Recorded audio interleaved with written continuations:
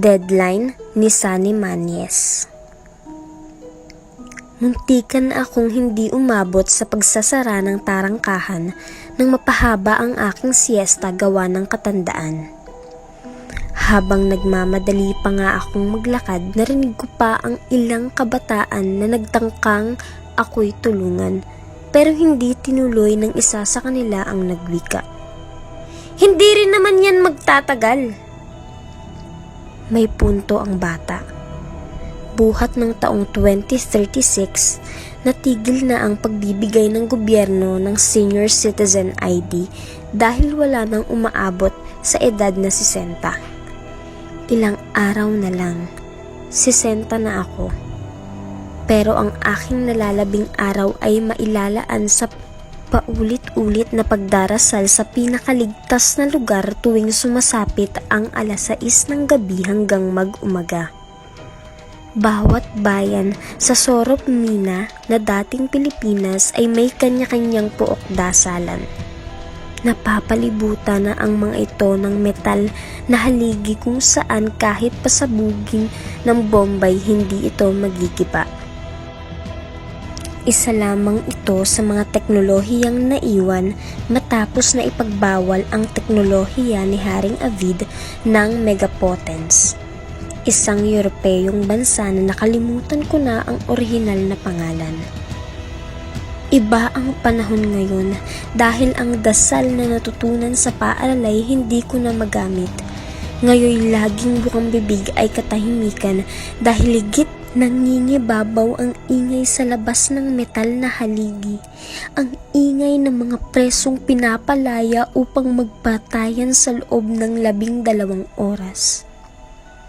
Dahil matapos ang mga signos ng nakaraang buwan kung saan namatay sa sakit ang higit sa kalahati ng populasyon at kung saan napabalita ang pagpapakamatay ng mga tao dahil sa pesteng naninirahan daw sa kanilang utak. Naniniwala ang katipunan ng mga relihiyoso na kung mawawala ang mga makasalanan sa mundo'y maaagapan ang paghuhukom.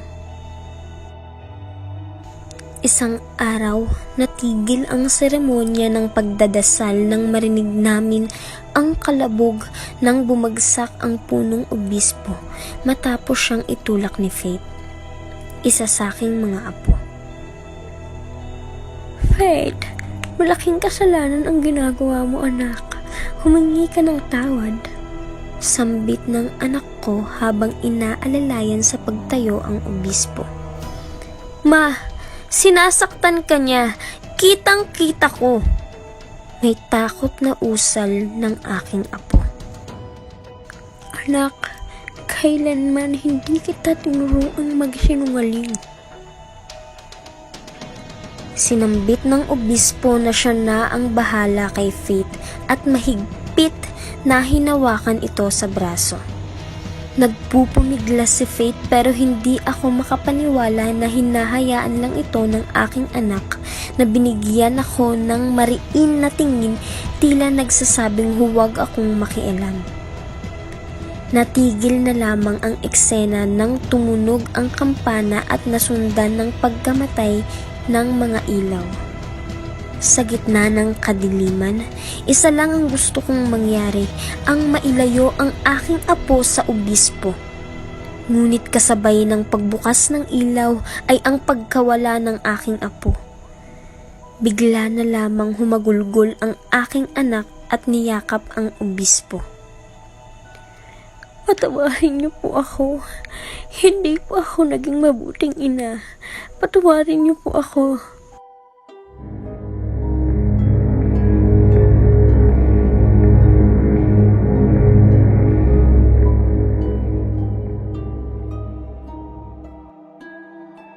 Mga bata, nakikita nyo ang nangyayari sa mga hindi sumusunod. Kaya ngayon pa lang, lumuhod kayo at isambit na hindi ako tutulad kay Faith. At sumunod nga sa tinura ng obispo ang lahat ng kabataan. Pinagtibay ko ang loob ko sa paniniwala na nasa loob lamang si Faith, kaya pagpatak ng 9 ng gabi, oras ng pahinga, hinanap ko siya, pero ako'y nabigo. Umaasa ako na suot niya ang kwintas na regalo ko sa kanyang ina, dahil meron itong mekanismo na kayang makapag-record ng boses na pwedeng marinig mula sa maliit na speaker na tila hikaw ang disenyo. Mahina ang rehistro ng naririnig kong boses, pero tiyak akong kay Faith ang tinig na iyon. Sana tayo? Ayoko pang mamatay.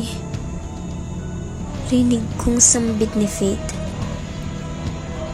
Nagulat ako sa isang malakas na paghampas sa pinto, kaya't nabitawan ko ang hikaw sa may inidoro. Buksan mo ang pinto! Sigaw ng mga tagapamahala sa Pook Dasalan. Alam kong maghihinala sila pag nakita ang hawak ko, kaya agad ko iyon dinampot at tinrinago sa ilalim ng aking dila. Hindi ako nagkamali. Inusisa nila kung ano ang ginawa ko sa palikuran at nariyan din kinapkapan nila ako. Makalipas ang 3 oras, muli akong nagtago at sa pamamagitan ng hikaw, ang tanging nais ko'y marinig ang tinig ng aking apo. Ang paa at walang isang braso, pero nahabol niya tayo. Parang hindi na tao ang mga preso na yun sa kagustuhan nilang mabuhay. Yan ang una kong narinig nang buksan ko ang hikaw. Tila may kausap si Faith at hindi ako mapanatag dahil hanggat walang araw di patiyak ang kanyang kaligtasan. Ilang saglit pa'y muli kong narinig ang boses ng aking apo. Hindi totoo yan. Mahal ako ng mama ko. May peste ka na ata sa utak. Anong sinasabi mong malaking plano? Ang hirap nang hindi ko naririnig ang sinasabi ng kausap ni Faith. Hindi ko alam kung mapagkakatiwalaan ba ang kasama niya. At anong malaking plano ang pinag-uusapan nila. Mama. Rinig kong bawat hininga niya at natatakot ako na muli na naman silang hinahabol ng mga preso. Hindi ko na kaya. Napapagod na ako. Oo, nagtitiwala ako sa'yo. Aray! Akin na yung Ilan lamang yan sa naririnig ko bago naputol ang recording. Buo na ang loob ko na mahanap ang lihim na daan palabas ng Pook Dasalan nang biglang tumunog ang hikaw at boses ito ng isang babae. Kung sakaling man na may nakikinig sa kung anumang nakakonekta sa kwintas na ito, ang babae inilibing ko ng buhay sa kapilyang libingan ng pamilya Castor ng dating bayan ng Pasig. Hukayin niyo sa pagsapit ng umaga bago pa siya maubusan ng hininga. At sana tama ako. Tama ako na may nakikinig sa kwintas na ito. Wika nito.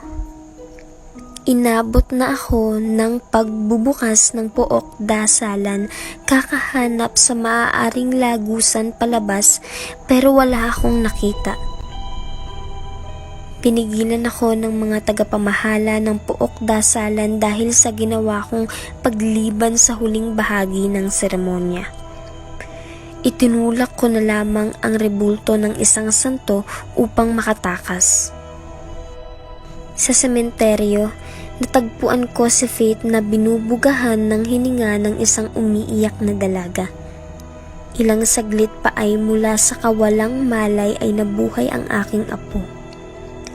Hindi ako makagalaw sa aking nasaksihan. Kung nagtagal pa siguro'y maaaring maabutan ko'y malamig na bangkay. Biglang napahagulgol si Faith sa kanyang pagdilat at niyakap niya ang dalaga.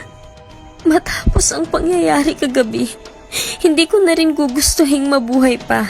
Magwawakas na rin naman ang mundo. Pero alam mo ba, Bago ako mawalan ng malay, nakita ko ang mukha ng aking lolo. Mariing sambit ni Faith. Maaari na sinasabi sa'yo ng lolo mo na kailangan mo pang lumaban dahil katulad ng sinabi ng isang manunulat na si Otto Hope, ang pagwawakas ay di magsisimula sa digmaan ng teknolohiya at tao o sa digmaan ng mga preso kundi sa digmaan ng mga naniniwala at hindi naniniwala. Naniniwala at hindi naniniwala sa Diyos? Tanong ni Faith. Hindi. Sa mga naniniwala at hindi naniniwala na gawa-gawa lang ang tungkol sa katapusan ng mga impokritong nagbabanalan. Biglang namuo ang takot sa mata ni Faith. Huwag mo akong tingnan na parang may peste ako sa utak. Nabasa ko ang aklat bago pa mawala ang internet. Nangyayari na lahat ng premonisyon ni Otto Hope, ang mga signos. Naalala ko ang lahat pero hindi ako makapaniwala na ang librong nabuo ko dahil sa pressure, sa deadline, ang punot dulo ng lahat ng kahibangang ito, ang paghuhukom. Pinilit ko magsalita at sabihin sa dalagang kasama ni Faith na bunga lang iyon ng imahinasyon pero hindi nila ako naririnig at bukod doon, ramdam ko na parang hindi nila ako nakikita. Nagpakilala sa isa't isa sina Faith at ang dalagang nagligtas sa kanya na si Tara G. At tubagos sila sa akin na para akong isang hangin. Unti-unti kong nahinuha na bago pa ang tagpong ito'y namatay na ako nang madaganan ako ng rebultong aking tinulak sa pook dasalan para makatakas. Wala na talagang umaabot ng 60.